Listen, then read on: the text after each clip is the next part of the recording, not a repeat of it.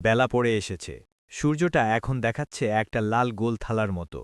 দ্রুত নেমে যাচ্ছে নিচের দিকে। একটু পরেই পাহাড়টার কিনারায় মাথা ঠেকবে। তারপর আস্তে আস্তে আলো সরে যাবে।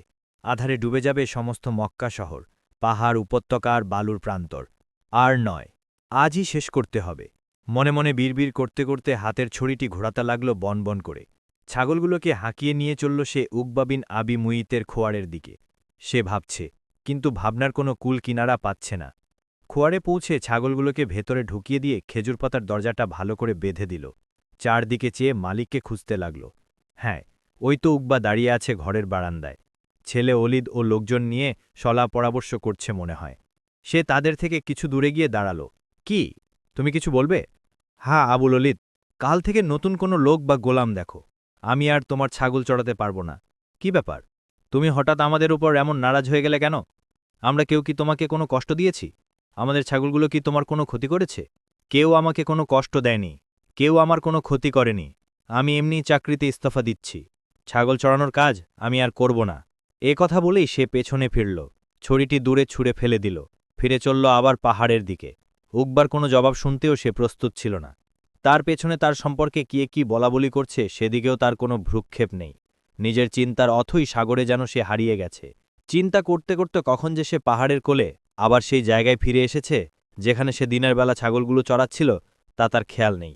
সেখানে পৌঁছে তার মনে পড়ল সেই দুজন লোকের কথা যারা আজ দুপুরে অদ্ভুত সব কজ করেছিলেন এখানে। অবাক লাগছে তার কাছে এখনও। কেমন করেই বা এটা সম্ভব হল? তারা ছিলেন দুজন, মরুভূমির মধ্য দিয়ে হেঁটে আসছিলেন। মনে হয় অনেক দূর থেকে আসছিলেন। তারা দুধ চাইলেন আমার কাছে। আমি অস্বীকার করলাম। কোথায় পাবো আমি দুধ? আমার কোনো ছাগল তো বাচ্চা দেয়নি। পেটে বাচ্চা আছে, ২-৪ দিনের মধ্যে বাচ্চা দেবে এমন একটি ছাগলও তো আমার নেই। কিন্তু কি আশ্চর্য, তাদের একজন, তার চেহারাটি অতিশয় মহিমাময়, অনেক বেশি ভদ্র এবং শান্ত তিনি। কি যেন পড়লেন দোয়া, কি মধুর সে বাণী, এখনও যেন কানে তার প্রতিধ্বনি শুনতে পাচ্ছি। তারপর তিনি কি করলেন, ভাবতে এখনও অবাক লাগে। না দেখলে কেউ বিশ্বাসই করতে চাইবে না। সবচেয়ে রোগা ছাগলটির স্তনে হাত বোলালেন, আর অমনি ঝরঝর করে দুধ পড়তে লাগল স্তন থেকে। সে দুধ তারা দুজনে তো খেলেন পেট ভরে, আমিও খেলাম। কি আশ্চর্য, তবু দুধ শেষ হয় না, আর তার স্বাদই আলাদা। এমন সুস্বাদু দুধ জীবনে কোনোদিন খাইনি। দোয়ার বাক্যগুলো যেন এখনও কানে ভেসে আসছে, কিন্তু সবটুকু মনে পড়ছে না। সেই মধুর বাণীগুলো যেন তার মনে নেশা ধরিয়ে দিয়েছে। সে চেষ্টা করে, কিন্তু সেই মধুর কথাগুলো আর স্মরণ করতে পারে না। সে পাগল হয়ে যাবে নাকি? সে ওই রাতে আর ঘরে ফিরতে পারল না। মানসিক অস্থিরতা খুবই বেড়ে গেল। মক্কার আশেপাশে পাগলের মতো ঘোরাফেরা করতে থাকল সারা রাত ধরে।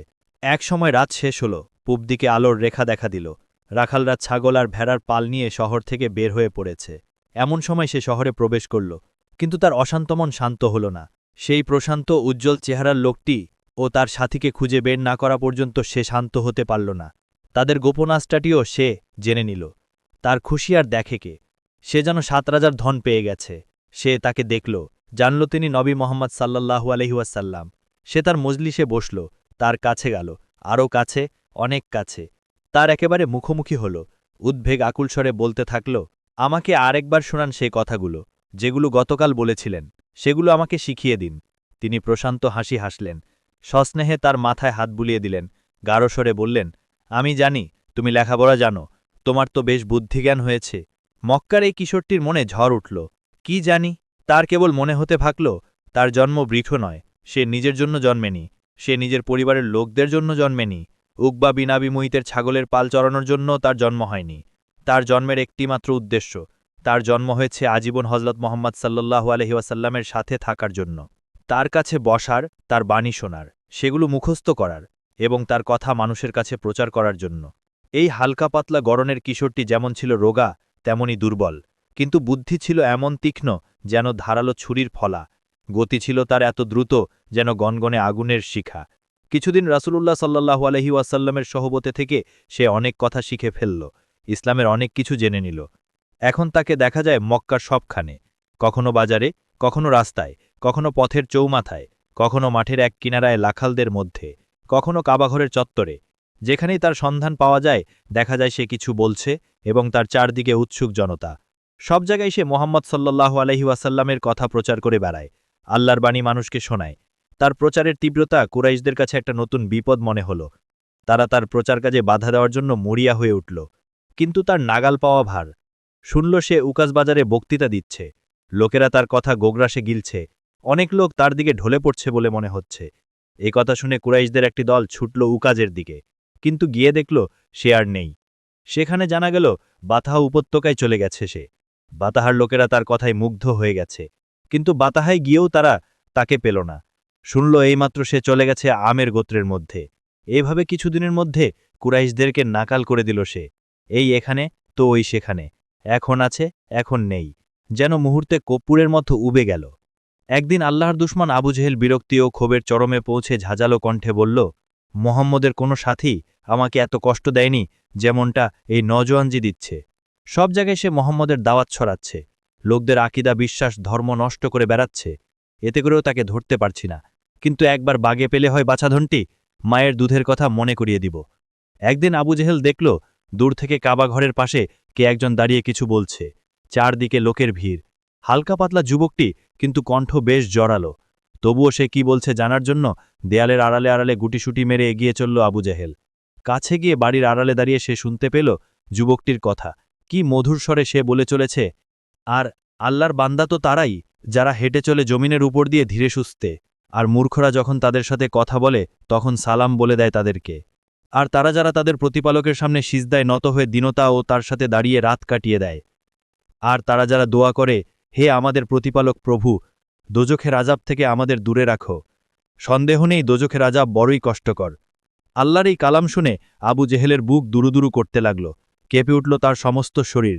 সে তার মনকে যদি স্বাধীনভাবে ছেড়ে দিত তাহলে তার মুখ থেকেও এই কথাগুলোই বের হতো। আল্লাহর কালাম সত্য, এই কথা সে গলা ফাটিয়ে চিৎকার করে বলত। সে নিজেই বলত, আমি এই আল্লাহর বান্দাদের দলে সামিল হতে চাই। কিন্তু আবু জেহেল তা করতে পারল না, তার মনকে স্বাধীন হতে দিল না। গর্ব আর অহংকার তাকে সত্যের পথে দাঁড়াতে বাধা দিল। সে লোকদের উপর ঝাঁপিয়ে পড়ল যেমন বাজ পাখি তার শিকারের উপর ঝাঁপিয়ে পড়ে। আজ তোর একদিন কি আমার একদিন, দাঁড়া তোকে আজ দেখাচ্ছি মজা। আবু জাহেলের আকস্মিক আক্রমণে লোকেরা হতভম্ব হয়ে গিয়েছিল। তার হুঙ্কারে সবাই ছত্রভঙ্গ হয়ে যে যার মতো দৌড়ে পালিয়ে গেল, কিন্তু আবদুল্লাহ ইবনে মাসুদ অসমসাহসী বীরের মতো বুক ফুলিয়ে ঠাড়ি দাঁড়িয়ে রইল একা। আবু জেহেল রেগে ফেটে পড়ল, তোকে বহুদিন থেকে খুঁজে ফিরছি, আজ হাতের নাগালে পেয়ে গেছি। তুই আমাদের গোলাম আর বন্ধু গোত্রের লোকদের আমাদের বিরুদ্ধে লেল্লি দিচ্ছিস। আমি বহুদিন থেকে দেখে আসছি তুই এদের আমাদের বিরুদ্ধে খেপিয়ে তুলছিস। আজ আমার হাতে তোর মৃত্যু হবে। আবদুল্লাহ ইবনে মাসুদ তারে কথার জবাব দিতে চাইল, কিন্তু আবু জেহেল তা শুনতে চাইল না। ধনুকের বাট্টি দিয়ে কোষে মারল আবদুল্লাহ ইবনে মাসুদের মাথায়। মাথা ফেটে গেল, রক্তে ভেসে গেল আবদুল্লাহ ইবনে মাসুদের কপাল, মুখ, জামা কাপড়, কিন্তু তার কোনো পরোয়া করল না সে। ঝাঁপিয়ে পড়ল আবু জেহেলের উপর। আচ্ছা, এই কথা, তাহলে জেনে রাখো আমিও হোজাইল গোত্রের ছেলে। এই বনে আবু জেহেলের বুকে মারল এক ঘুষি, একই সঙ্গে মুখে জোরে একটা চর কষে মারল। আবু জেহেল ছিটকে পড়ে গেল, পড়ে গিয়ে ব্যথা পেল, তার চেয়ে অনেক বেশি অবাক হল সে। সে হল কুরাইশ দলপতি, আর তা কেন অপমান করল আজ হোজাইল গোত্রের এক রত্তি ছেলে। এর প্রতিশোধ নিতে হবে।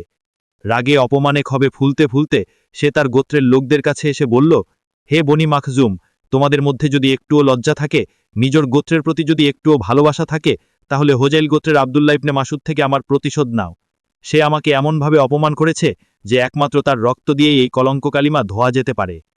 সঙ্গে সঙ্গে কয়েক ডজন লোক তীর তলোয়ার বর্ষা নিয়ে ইবনে মাসুদের তালাশে বেরিয়ে পড়ল, কিন্তু বদরের যুদ্ধর আগে আবু জেহেল আর তার মুখামুখি হতে পারল না।